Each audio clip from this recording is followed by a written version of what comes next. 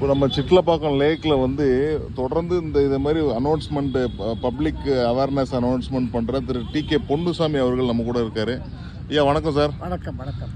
நீங்கள் எவ்வளோ நாளாக இந்த ஸ்பீக்கரில் இதில் வச்சு அனௌன்ஸ்மெண்ட் பண்ணிகிட்டு இருக்கீங்க? கிட்டத்தட்ட அங்கே வந்து ஒரு 9 மாதமாக பண்ணியிருக்கேன்.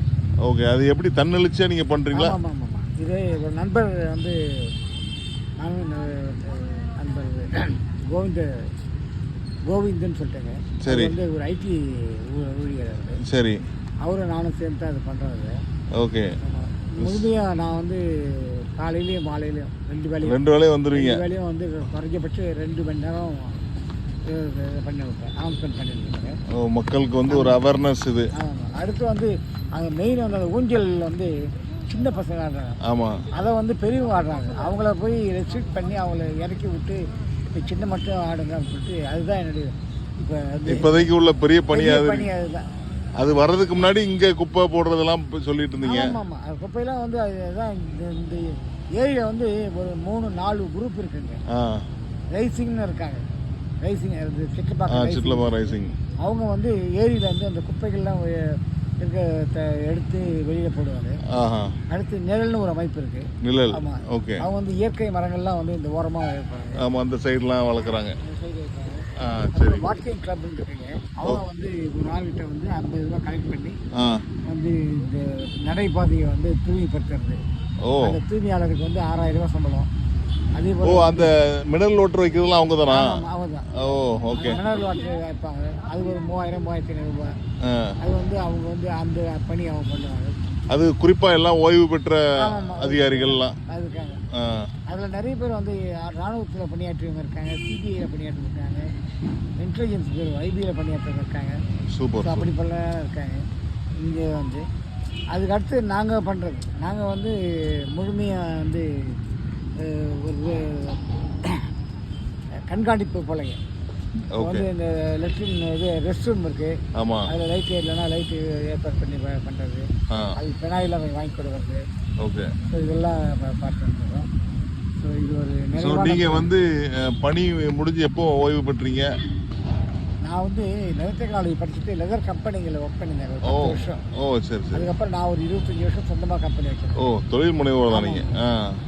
அதை முடிச்சுட்டு அதுக்கப்புறம் இப்போ வந்து ஃப்ரீயாக இருக்கேன். அது இல்லை, ஃப்ரீயாக இருக்குங்கன்னு சொல்லாதீங்க. ஏன்னா நீங்கள் இவ்வளோ பெரிய நல்ல விஷயங்கள் பண்ணிகிட்டு இருக்கீங்க. ஃப்ரீ கிடையாது இது. இருந்தால் கூட வந்து எனக்கு நல்ல விஷயங்களா ஃப்ரீயாக பண்ணிக்கிட்டு இருக்கீங்க, அப்படி வேணா சொல்லலாம். அது இது ஒரு மகிழ்ச்சியான விஷயம் தான். ஆமாம், மனமகிழ்ச்சி தானே இது. ஆமாம் ஆமாம். ரைட் ஐயா. ஓகே, உங்கள் ஃபேமிலி பற்றி சொல்லுங்கள். எத்தனை பேர்? நான் என்னுடைய மனைவி வந்து ஆசிரியாய் ஓய்வு பெற்றவங்க. சரி சரிங்க. வந்து ஒரு பெண்ணு ஒரு பையன்.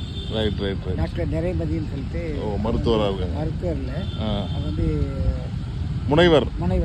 சரி சரி. வந்து electrical engineering, electronics and communication படிச்சுட்டு இப்போ நான் எஸ்ஆர்எம்ல ஒர்க் பண்ணியிருந்தாங்க. இப்போ ஒர்க் பண்ணல. என்னுடைய மகன் வந்து டாக்டர் மணிமாறன், அவரும் வந்து எலக்ட்ரானிக்ஸ் அண்ட் கம்யூனிகேஷன். 2 பேருமே PhD முனைவர். அருமை. அவர் வந்து இப்போ விஐடியில் வந்து அசோசியேட் ப்ரொஃபஸர் இருக்கார் சென்னை கேம்பஸில். சரி. பேரம்பேத்தி எல்லாம் இருக்காங்க. ஆமாம். ஒரு என் பெண்ணுக்கு வந்து 2 மகள், 2 பேத்திங்க. ரைட்டு. ஒன்று வந்து ஐடி, அந்த எலக்ட்ரானிக்ஸ் அண்ட் கம்யூனிகேஷன், அதை முடிச்சுட்டு பெங்களூரில் ஒர்க் பண்ணுதுங்க. இன்னொரு பேத்தி வந்து 2வது பேத்தி மோனிஷான்னு பேர். சரி சரி. இது பெரிய பெண்ணு பேர் வந்து பூஜான்னு சொல்லிட்டுங்க. அது இப்போ சின்ன பொண்ணு வந்து இப்போ வந்து இதில் பிஐடியில் இன்டர்ன்ஷிப் மைசூரில் போயிருக்குங்க. சரி சரி. எல்லாம் பெரிய, நான் சின்ன சின்ன பேத்திகள் இருப்பாங்க நினச்சேன், பெரியவங்க எல்லாருமே. ஓகே. அப்புறம் என் மகனுக்கு வந்து ஒரு பையன். சரி சரி. என்னுடைய மருமகள் வந்து இங்கே NIOTயில் ஓஷன் டெக்னாலஜி ஒர்க் பண்ணிட்டு இருக்காங்க. ஓகே. இதுதான் என்னுடைய பின்னணி. அருமை ஐயா. ரொம்ப அருமையான பணி, மக்கள் பணி பண்ணிட்டு இருக்கீங்க. தொடர்ந்து இதை பண்ணுங்க. உங்களோட வம்சம், உங்களோட குடும்பம் சிறப்பாக இருக்க. எனக்கு இந்த சோஷியல் சர்வீஸ் வந்து தொடக்கத்திலேருந்தே அது ஒரு ஆர்வமாக இருக்கணும். இது மட்டும் இல்லைங்க, ஏதாவது ஆக்சிடென்ட் ஆச்சுன்னா உடனே வண்டி நிறுத்திட்டு போய் 108 ஆம்புலன்ஸுக்கு ஃபோன் பண்ணி அவளை ஏற்றி ஹாஸ்பிட்டலுக்கு அனுப்பிச்சு இந்த வேலை நான் தொடர்ந்து ரொம்ப நாளாக பண்ணியிருந்தேன். ஓகே. இந்த பகுதியில் எத்தனை வருஷமா இருக்கீங்க நீங்கள்? நான் வந்து 70லேருந்தே இருக்கேங்க. எங்கே? இந்த சிட்லப்பாக்கம் பகுதியில்? சிட்லப்பாக்கத்தில் நான் இருக்கிறது குரோம்பேட்டை. குரோம்பேட்டை 70 இந்த குரோம்பேட்டிலேருந்து இங்கே வர்றதுக்கு எப்படியும் ஒரு 3 மணி நேரம், 3.5 கிலோமீட்டரு. டெய்லி வந்துடுறீங்க? 2 தடவை வந்துடுறீங்க? ஆமாம் ஆமாம். அது ஒன்றும் பிரச்சனை இல்லை. அருமை. குரோம்பேட் பகுதியில் தான் ஏறக்குறைய எத்தனை வருஷமா இருக்கீங்க? 30 வருஷமா? இப்போதான் 70லேருந்து இருக்குங்க. பார்த்தேன் இப்போ 55 வருஷம். ஓ ஓகே. 55. எங்கள் சொந்த ஊர் வந்து செய்யாறு. செய்யாறு. இங்கேருந்து இது திருவண்ணாமலை. தெரியும் தெரியும் தெரியும் தெரியும். இப்போ நிறைய அந்த கம்பெனிஸ்லாம் இருக்கு, ஆமாம், ஷூ கம்பெனிஸ்லாம் இருக்கு. திருவண்ணாமலை மாவட்டம் செய்யாறு. சரி ஐயா, ரொம்ப நன்றி. இந்த இதில் உங்களை பேசுனது ரொம்ப